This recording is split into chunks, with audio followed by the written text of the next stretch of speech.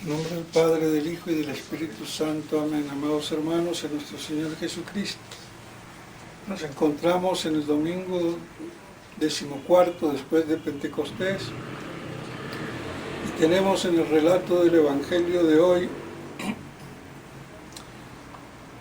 ese pasaje que nos dice que no podemos servir a dos señores, porque o despreciaremos al uno y amaremos al otro, o al revés. Y eso debe de quedarnos patente, porque él dice que no se puede servir las riquezas, mamón, como parece ser que decían los fenicios, al lucro. Pues bien, y a Dios, una de las dos cosas, y siempre prima una sola cosa, porque el fin último no es doble, ni pluralista. El fin último, por propia característica, es uno solo, en el orden que sea, natural o sobrenatural. Por eso no puede haber dos señores, dos fines últimos por el cual obremos natural y sobrenaturalmente. Y si no, no sería fin último. Así de sencillo y así de complicado. Por eso hay que buscar entonces, como concluye el pasaje del Evangelio, el reino de Dios y todo lo demás se os dará por añadidura. El reino de Dios, que es Dios mismo. No sus riquezas, porque no hay que buscar las riquezas de Dios, sino al Dios de las riquezas, que es muy distinto. Entonces, por eso da el ejemplo, que para muchos podría incluso ser un indicio de no hacer nada, de no pensar nada, y más en el medio latino, y viene el medio anglosajón, protestante, y tecnócrata casi como por nacimiento, a decir entonces hay que prever y ambos están absolutamente errados.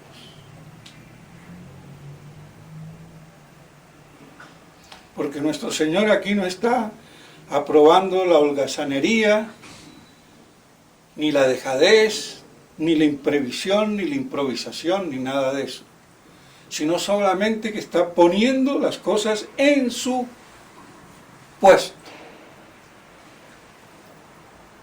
Y por eso da el ejemplo de las aves del cielo y de los lirios del campo.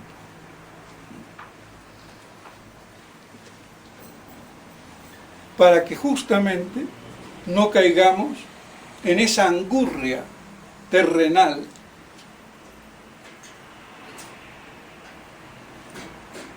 en esa tormenta, esa inquietud de lo terreno o solicitud terrena.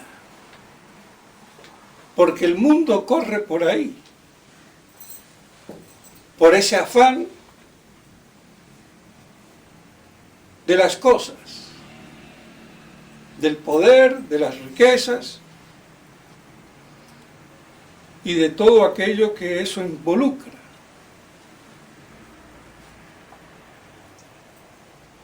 Hay un verdadero desasosiego terreno, aunque esté camuflado.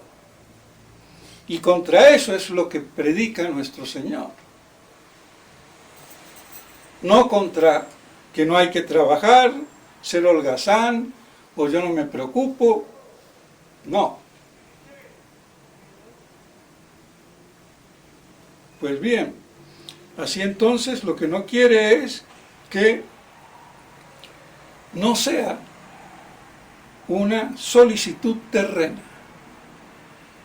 sino que practiquemos el deshacimiento, como decía don Columba y Marmión, que es prácticamente la base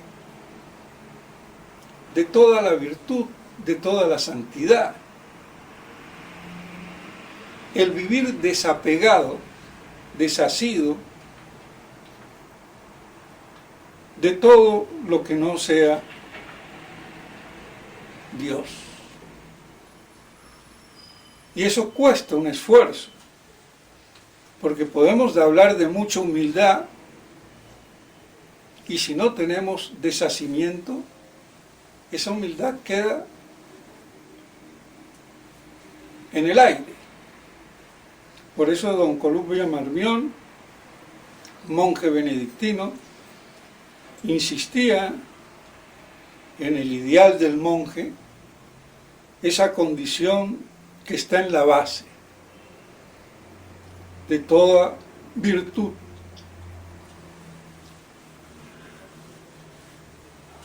Y que es justamente lo que nuestro Señor nos quiere hacer con la parábola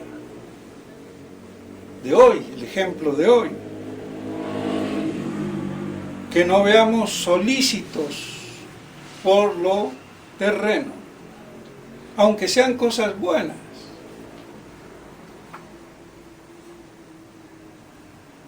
Sino que vivamos desapegados, deshacimiento absoluto.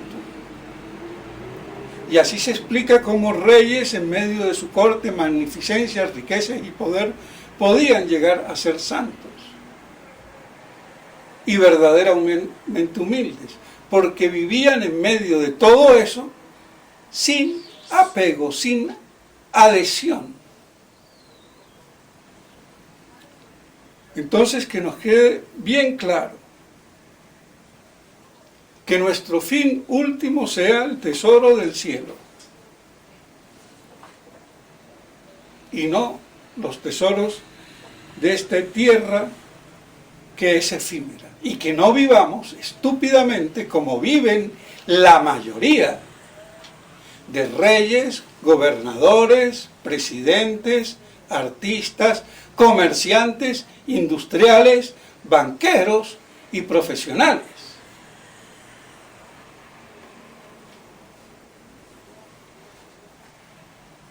Viven con esa inquietud, solicitud terrena,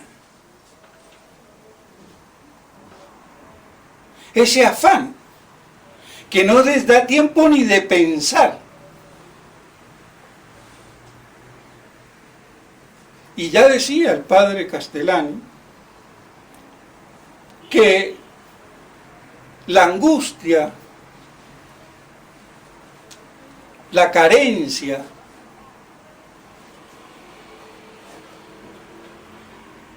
ese cierto temor connatural al ser humano por su flaqueza, por su condición de cierta nada, porque hemos sido creados no habiendo antes nada. Entonces llevamos esa marca. Esta parte no la dice él, pero se la agrego yo, que para eso también tengo cabecita para pensar. Y llevar no solamente del plano psicológico, sino al metafísico, que es más profundo. Entonces él decía que eso, esa carencia, esa inquietud, y hasta podemos decir inseguridad, por nuestra propia condición, que buscamos, necesitamos un respaldo, una seguridad, puede degenerar o no degenerar, se puede desarrollar en tres cosas, una buena y dos malas. La buena y la natural es que esa angustia existencial, por decirlo así, de ese vacío que nosotros nos damos cuenta porque no somos Dios, así de claro, la plenitud de ser, aunque eso pretendamos como pavos reales, a través del oro y del moro, entonces se convierte en la base de la religiosidad, que no es la religión, pero es un fundamento psicológico del hombre que lo ayuda a encontrar y a buscar a Dios. Cuando el que no es religioso es todo lo contrario. Pero yo puedo ser religioso en cualquier falsa noción de Dios y de religión. Pero me remito a la condición psicológica que el padre Castellani muestra. Entonces, esa angustia, esa carencia, esa inquietud, bien orientada, nos da el fundamento de la religiosidad que nos ayuda a encontrar al verdadero Dios. Y si no, degenera, se corrompe en solicitud terrena, que es lo que tiene casi el 90% de esta humanidad.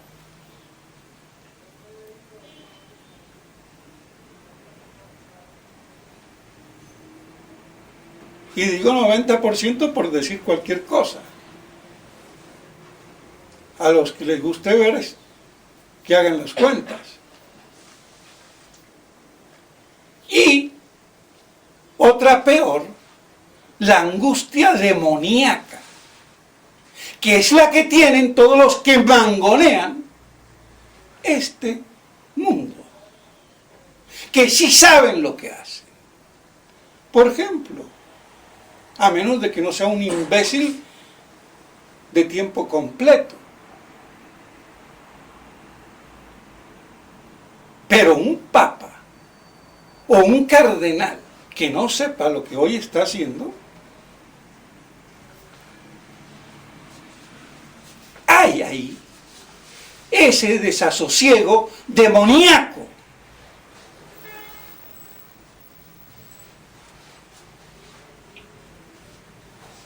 Y todos los que gobiernan política, económica y socialmente este mundo, a través de sus lacayos, presidentes, gobernadores y senadores,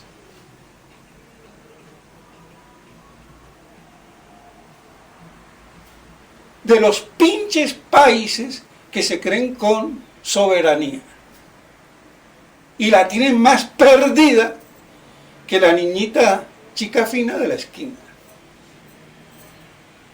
No la soberanía, pero sí otra cosa. Entonces vemos cómo es importante o profundizamos en la religiosidad para que después nos volvamos verdaderamente religiosos con la fe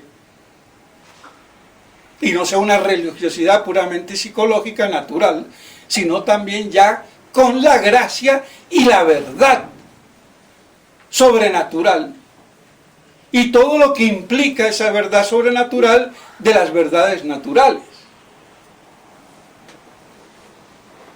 O si no, degenera en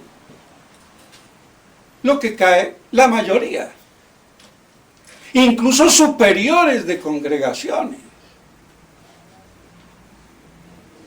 que no se distinguen nada en administradores de empresas. Y así manejan las órdenes y las congregaciones religiosas y la iglesia.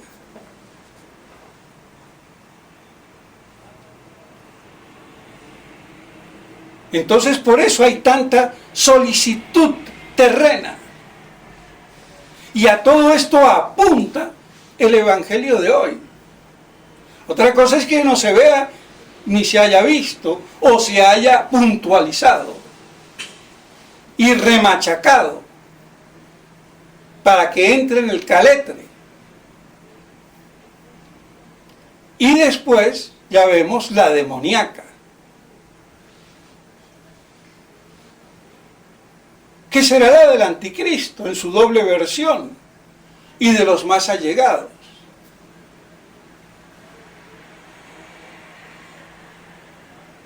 Porque son los lugares tenientes de Satanás en persona.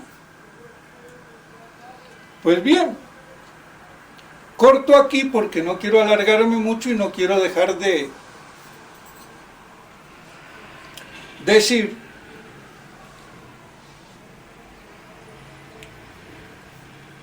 o comentar el último eleison de Monseñor Williamson,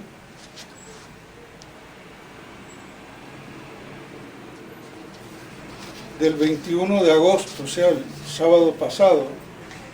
Este no, sino el otro. Monseñor Williamson dice: parece muy poco probable que Monseñor Lefebvre declarara que el Papa Francisco no es Papa. No es que me gusta hablar del tema, él lo saca. Entonces no es que yo insista que tenga una obsesión. La obsesión, ¿quién la tiene? Pues bien, entonces esto no puede quedar así, porque en la fraternidad no tiene nadie que le contradiga. De los tucistas, como ya están locos o medio chiflados, pues ¿qué me importa a mí que me critique un loco?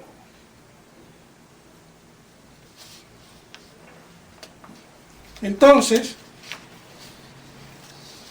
yo simplemente voy a leer, ya hice un escrito que va a salir publicado hoy y que pueden leer después con calma, pero voy a decir algunas cosas que hay que recordarlas, que Monseñor Lefebvre las dijo, para poder después atrevernos, si somos la brujita con la bolita mágica, a decir o poder decir si Monseñor diría o que no diría. Porque si yo no sé lo que Monseñor dijo, que voy a venir ahora diciendo qué diría hoy.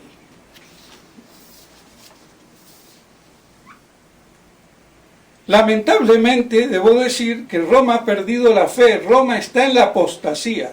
Estas no son palabras en el aire, es la verdad, Roma está en la apostasía. Las notas y eso la van a tener en el escrito. Después dice: pienso que podemos hablar de una descristianización y que estas personas que ocupan Roma hoy son anticristos.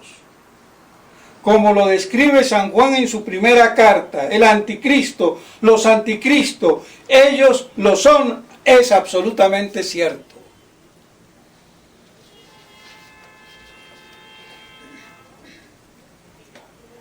Creemos poder afirmar, ateniéndonos a la crítica interna y externa del Vaticano II, es decir, analizando sus textos y estudiando los acontecimientos y resultados de este concilio, que éste, al dar la espalda a la tradición y al romper con la Iglesia del pasado, es un concilio cismático. A ver si Pagliarani se entera como superior de la fraternidad. Porque sus predecesores ni se han enterado.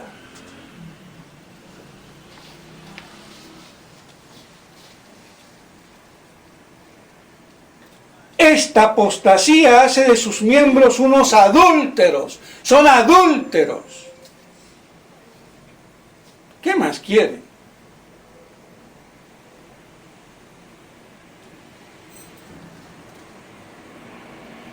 En cuanto a decir,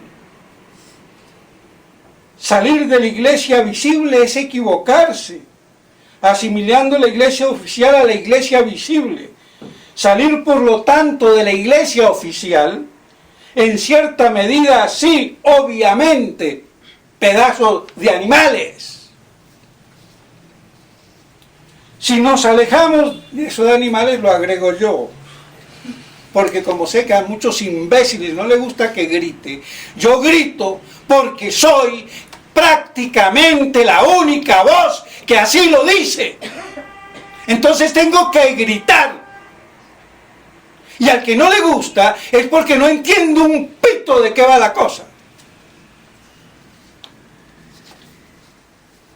Y si no nos alejamos de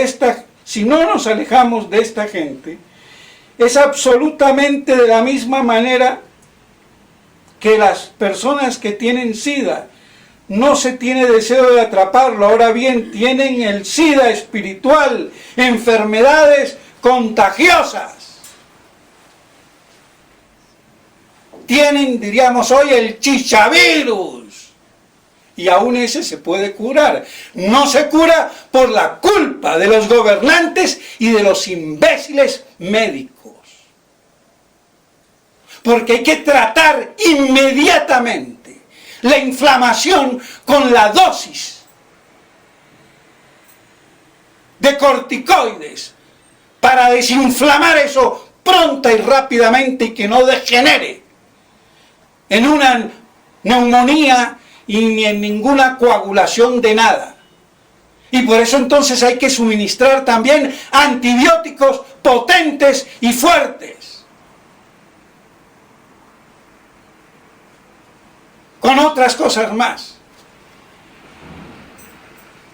Y eso en la dosis precisa. Porque poco no hace nada. Poner a la persona entubada con el pulmón inflamado no sirve de nada, como echar agua en un barril sin fondo. Y me paro aquí. Pues bien, el SIDA. Monseñor Lefebvre, ¿qué diría hoy?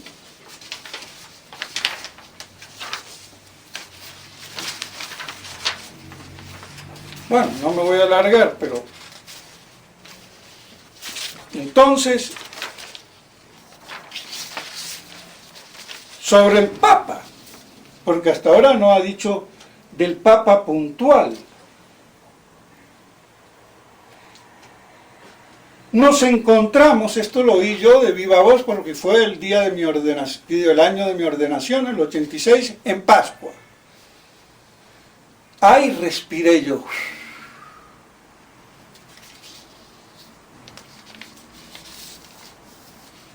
Nos encontramos verdaderamente frente a un dilema gravísimo, creo que no se planteó jamás en la Iglesia, que quien está sentado en la sede de Pedro participe en cultos de falsos dioses. Creo que esto no sucedió jamás.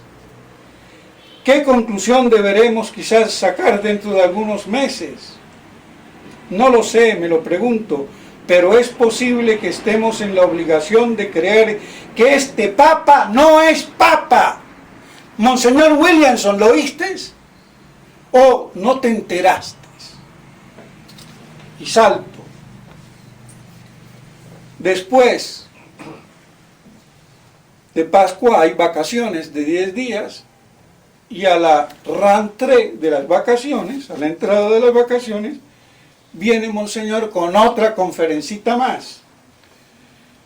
Queridos amigos, pudieron durante las vacaciones reflexionar sobre el sermón del domingo de Pascua. Entonces el problema se plantea. Primer problema, la communicatio in sacris. Segundo problema, la cuestión de la herejía. Tercer problema, ¿el Papa es a un Papa cuando es hereje? Pues bien, pienso que todo hombre juicioso debe plantearse la cuestión. Salto porque no voy... Bueno. Muchos dicen, no habléis a los fieles, van a escandalizarse porque son unos idiotas dirigidos por padres o sacerdotes más idiotas todavía.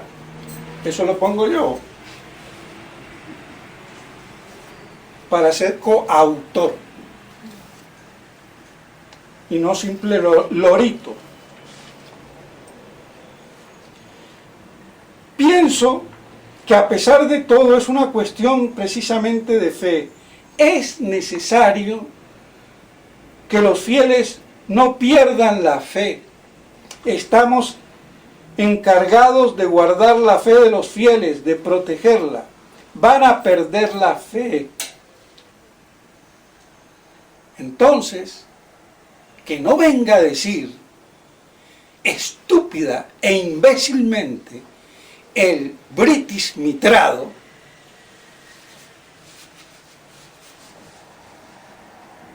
¿qué es? Que hoy no diría Monseñor Lefebvre que Francisco no es papa. Cállese la boca. Porque si usted no conoce esto,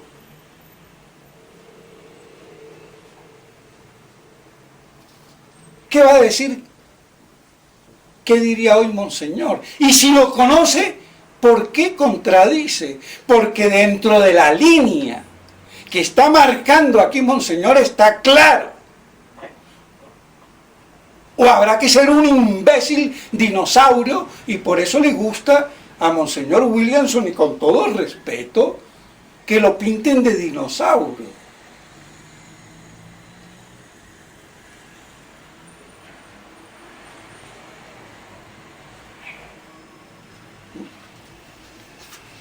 Pues bien, que así todo hizo una despedida. Hicieron un dinosaurio, creo que lo hizo el padre argentino, pero ahora no me acuerdo el nombre, pero bueno, poco importa. Y con la mitra, simbolizando a Monseñor Williamson, que le decía adiós a la Yunay cuando fue para la Argentina. Pues bien, entonces queda claro que Monseñor Lefebvre, yo no puedo decir que no diría que no es papa. ¿Cómo pretende Monseñor Williamson? ¿Pero quién le paga? Es que esta dialéctica le sirve al modernismo.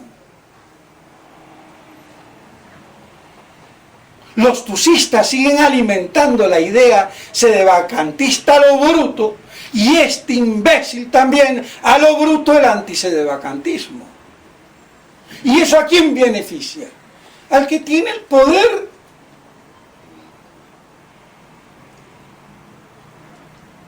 Porque nadie pone los puntos sobre las is. Por eso grito. Porque este tema del Papa, ningún cura que yo sepa, tradicionalista y cuerdo, con doctrina y basado en los santos padres y con santos, lo ha tratado en público y con sermones. Entonces por eso también cito lo que dice San Roberto Belarmino. Los santos padres enseñan unánimemente no solo que los herejes están fuera de la iglesia, sino también que están ipso facto privados de toda jurisdicción y dignidad eclesiástica. Y que no venga ningún jurista a decir que el Papa está por encima del derecho. Estará por encima del derecho canónico, pero no del derecho divino en el cual se basa el derecho canónico, ni por encima de la teología en el cual también se basa el derecho canónico.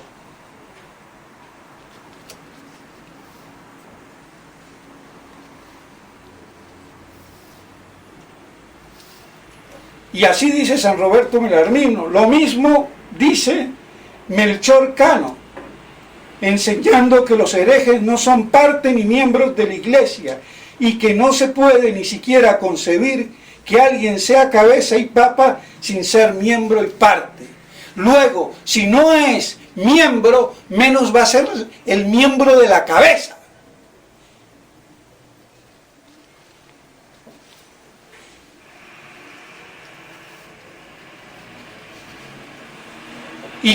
Y Melchor Cano fue el que refutó al imbécil de Peguí, que se inventó que el Papa no podía caer nunca en herejía. Y que después Buix, el franchute jurisconsulto, desarrolló la fórmula. Y después todos los imbéciles papólatras se pegan del cuento chino, claro, encima, porque tienen ahora la infalibilidad pontificia y la malinterpretan. Es como meter a un elefante en una boutique. A cada paso hace un destrozo. Pues bueno. Entonces San Roberto Belarmino, San Alfonso María de Ligorio.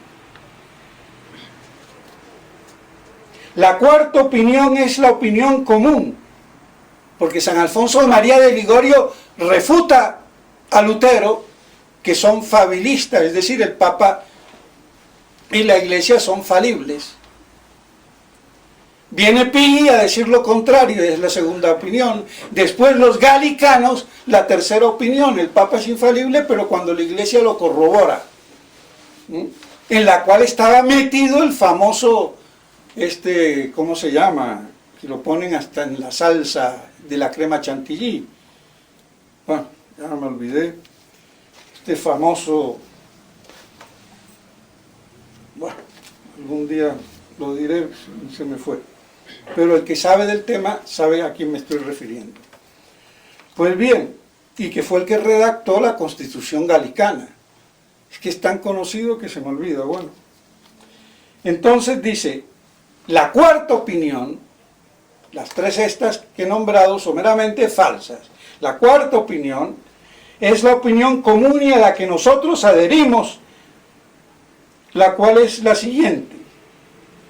Y dice, bien que el pontífice romano pueda errar como simple particular o doctor privado, y así como en las puras cuestiones de hecho que dependen principalmente del testimonio de los hombres, sin embargo, cuando el Papa habla como director universal, definiendo es cátedra, es decir, en virtud del poder supremo transmitido a Pedro para enseñar a la Iglesia, decimos que es absolutamente infalible. Entonces está reconociendo que el Papa, como doctor privado, es falible. Ahora, doctor privado no quiere decir que deja de ser Papa. Doctor privado, jurídicamente, como hace ver Pruner, es todo lo que el Papa diga fuera de ex cátedra cuando confirma en la fe a sus hermanos. Pero esto no lo saben ni los Sambor, ni los Morelos, ni los de Galarreta, ni ninguno de estos mitrados de uno u otro costado. No saben ni dónde están parados. Pues bien, entonces, y San Francisco de Sales. El Papa puede errar en sus opiniones particulares, como el caso de Juan 22, e incluso caer en la herejía, como tal vez ocurrió con Honorio. Cuando cae en herejía, ipso facto pierde su grado y la Iglesia debe privarle, como dicen unos, o declararle privado de su sede apostólica y decir, como hizo San Pedro, reciba otro su episcopado. ¿Está claro? Bueno. No son teorías inventadas como las de Gerard de Laurier. Aclaro. Son santos y doctores. Pues bien, entonces, Monseñor Williamson no se puede dar el lujo, y vamos a ver qué va a decir, porque aquí pone la sabiduría de Lefebvre. Ponga de Monseñor Lefebvre, protestantón, ¿qué te pasa? ¿Te duele? Número 1. A ver ahora la del número 2, que ya debió de haber salido ayer, entonces, no la leí. Pero bueno, mejor. Será para el próximo domingo a ver qué barbaridad va a decir. Pues si él la sigue, yo la sigo. Entonces, Monseñor Williamson no sabe lo que decía Monseñor Lefebvre y pretende decir lo que diría hoy. Es que está más perdido que confundido el pobre. Y acabo y termino porque ya me alargué. Entonces pidámosle a la Santísima Virgen María que nos ayude para que podamos comprender un poquito, aunque sea, pero bien, de todas estas cosas. En nombre del Padre, del Hijo y del Espíritu Santo. Amén.